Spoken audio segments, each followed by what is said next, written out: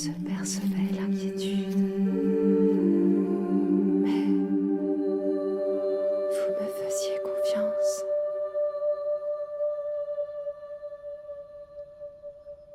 Je venais en Bretagne pour les vacances, chez mon grand-père. Pour les vacances chez mon grand-père. Les bruits de la mer. C'était signe pour moi d'aller en Fesneau, c'était signe aussi de vacances et des retours un petit peu aux sources, quoi. Au mariage de ma tante, De ma mère. Celui qui m'a fait découvrir la musique bretonne, c'était mon grand-père. tout le monde chantait autour de la table. Je crois que j'ai hérité de son don pour le chant. C'était Quand je dis ça, un très beau mariage. j'ai hérité du don pour le chant de la part de ma mère, c'est-à-dire Maman chantait aussi, pas vraiment de don. je crois. Des siècles de persécution du breton n'avaient pu l'arracher des campagnes. L'école permit à l'État d'atteindre les enfants, tous les enfants. L'école, dans les mains de l'État, l'inexistence même empêchée. J'ai entendu mes arrière-grands-parents parler breton, donc du coup il y a cette sonorité aussi bretonne que j'ai entendue dans mon enfance.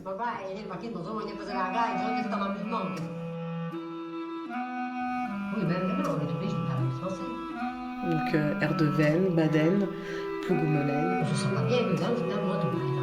Et toutes les villes qui sont dans les terres, qui se finissent en Vennes, se disent en un.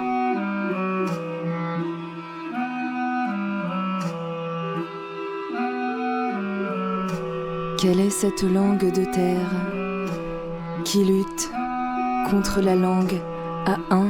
Je l'ai perdu. Je n'ai rien gardé, retrouvé.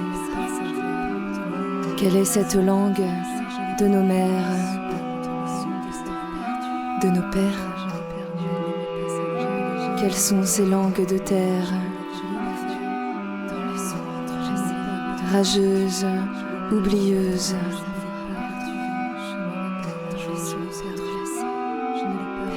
oubliée dans les interstices des musiques passées, des sons, des chants d'hier.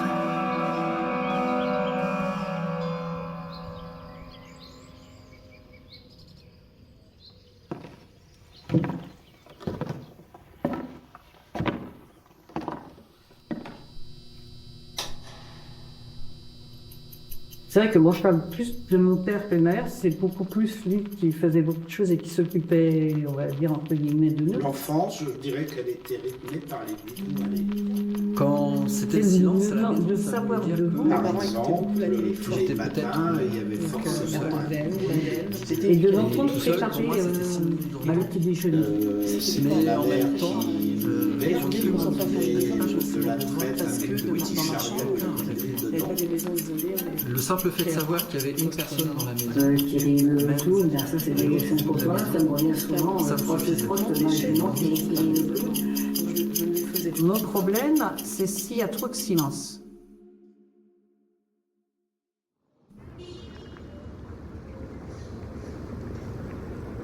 Et si je dis que j'ai eu du mal à vivre en campagne, et c'est le silence qui peut me faire peut-être peur, qui m'intrigue, qui me dérange quelque part.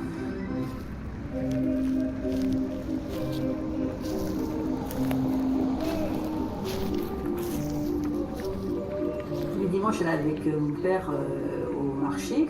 Et il y avait ce qu'on appelait un homme orchestre. Il fallait à tout prix que mon père m'emmène voir cet homme orchestre qui déambulait sûrement à un endroit bien précis du marché. Et dès que j'y étais, j'en avais peur. Petit tambour derrière, l'harmonica, et puis je sais pas trop, il y avait d'autres instruments, peut-être une petite guitare, enfin, beaucoup d'instruments qui se mélangeaient. Mais ça me fascinait un peu aussi de voir avec tout ce qu'il avait sur lui, de voir des petits grelots aussi au pied. Et les grands courants, il faut le suivre. Nous ferons des cabrioles, les clowns c'est fait pour rire. Vive le cirque qui rit, oui le voilà, voilà. musique classique à la maison. Quand il passait Vivaldi, les 4 saisons, je dansais dessus, voilà, dans une pièce. C'est très précis, on était en appartement. Voilà, donc je me revois sur les 4 saisons en train de tourbillonner avec mon tutu. Voilà, et de monter sur 2 canapés qui faisaient un angle, en fait, voilà, faire des figures.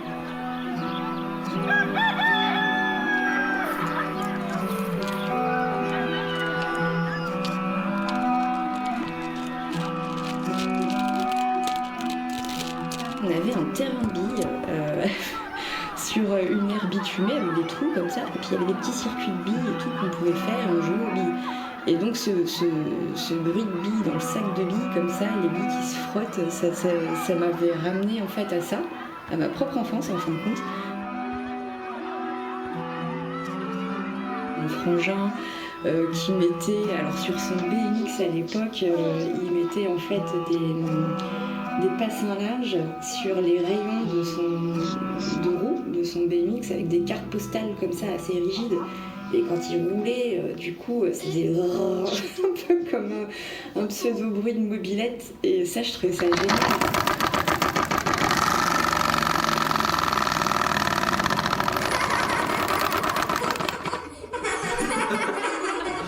Je me souviens, c'était en classe de CE1. Un truc qui m'avait particulièrement choqué, c'est qu'en rentrant d'une récréation, il devait y avoir une petite fille de la classe qui s'était plaint auprès de la maîtresse que on lui avait crié dans les oreilles. Et alors, pour faire comprendre au gros coupable de ce crime, la maîtresse s'était approchée de chacun de ses élèves et avait crié dans leurs oreilles. Merci Pascal Praud et merci à Dominique Grimaud. Il y a des voix où je peux pas. Ouais, il pouvait y avoir des réflexions, mais là pour le coup c'est plus des écoliers. Mais c'était plus par exemple celle qui est la favorite ou la faillotte, ce genre de mots. Ça c'est des mots, mais les voix effectivement pour le coup tu les entends encore.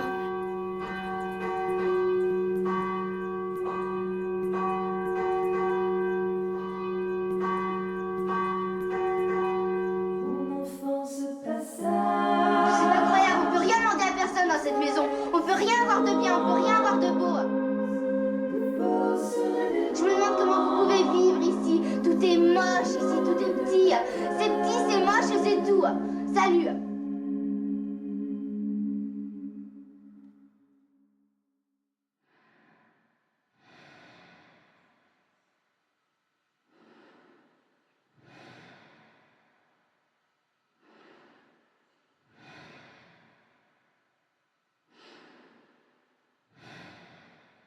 Moi, c'est d'abord le silence, en fait, quand on me parle du bruit.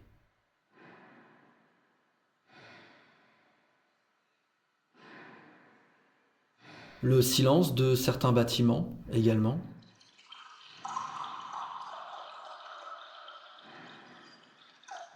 Par exemple, visiter une église et en fait ressentir le silence de cette église.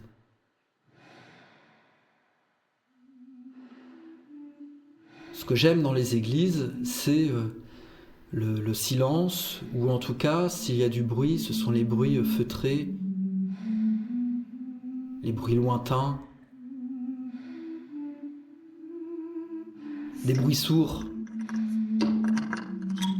des bruits qu'on essaye d'effacer.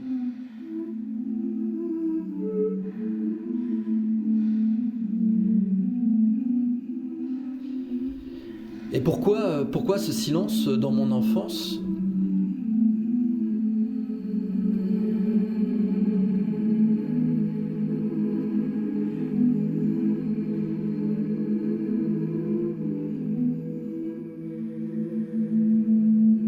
Ma seule consolation, quand je montais me coucher, était que maman viendrait m'embrasser quand je serais dans mon lit.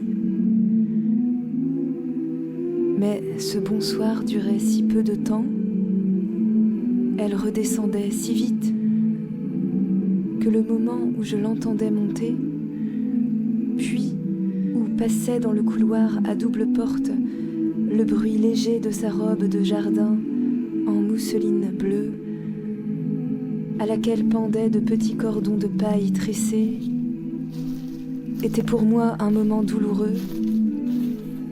Il annonçait celui qui allait suivre, où elle m'aurait quitté, où elle serait redescendue. De sorte que ce bonsoir que j'aimais tant, j'en arrivais à souhaiter qu'il vînt le plus tard possible, à ce que se prolongeât le temps de répit.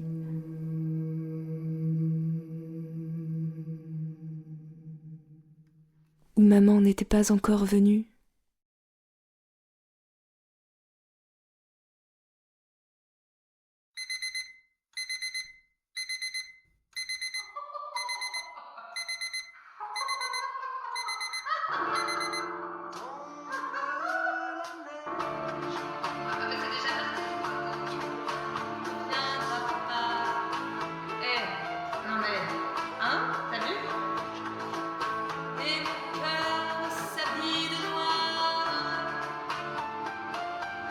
Je connais très bien les paroles.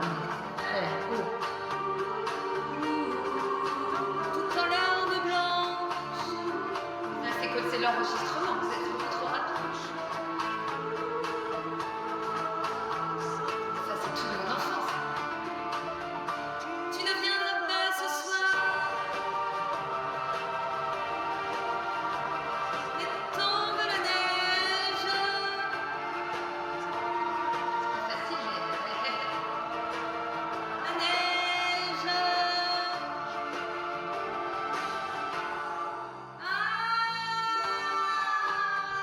Ma mère, elle a toujours été heureuse de chanter alors qu'elle chante faux. Et moi, j'ai toujours eu honte de chanter alors que je chante encore plus faux qu'elle. Et j'ai toujours entendu ma mère chanter, en fait. Et j'ai découvert, en arrivant à l'âge adulte, j'ai redécouvert certains morceaux de musique parce qu'en fait, la façon dont elle les chantait...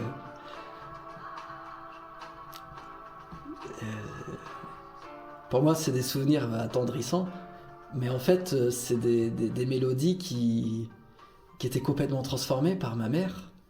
Et des fois, maintenant, quand je réentends des morceaux de musique, je me dis « Ah, mais attends, mais je connais ça. Mais je savais pas que c'était ça, l'air. »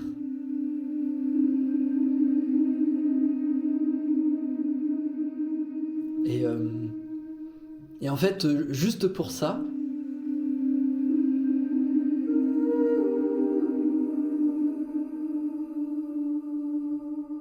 je crois que j'aime bien écouter ma mère chanter.